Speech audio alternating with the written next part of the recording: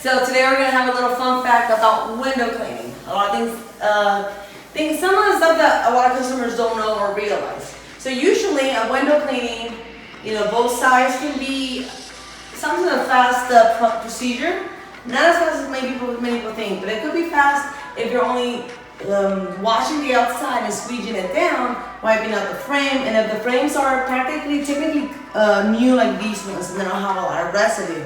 However, things that could really decrease the timing of the cleaning of the windows is one of the things is if the frame, it's dirty and grimy, or it has a lot of old stuff, dirt to it, which needs to be scrubbed, and it takes a longer process. Another thing is on the inside, windows are usually not dirty, because technically most people are not really touching windows, doesn't really get to them. If you have a monthly cleaning, somebody's going around with a dry microfiber towel picking up little debris. However, if the house hasn't been cleaned in a while and the window's been sitting there with dust for quite some time, then the window's going to need to get squeegeed, because spraying and wiping is not going to be enough. It's going to leave streaks. 90% of the time will leave streaks. This is the easy process where you just wipe down the frames, and all you have to focus is on the glass. For the glass to be done correctly. Oh, little mistake right there.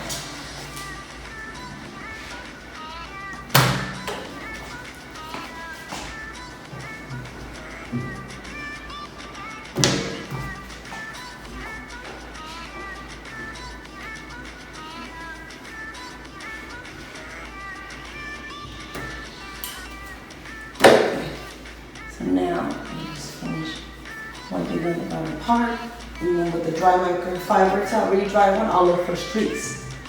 And that's how I'll make sure.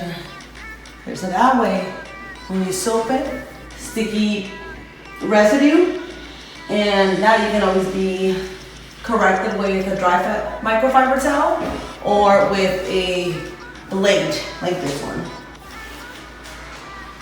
And that's it.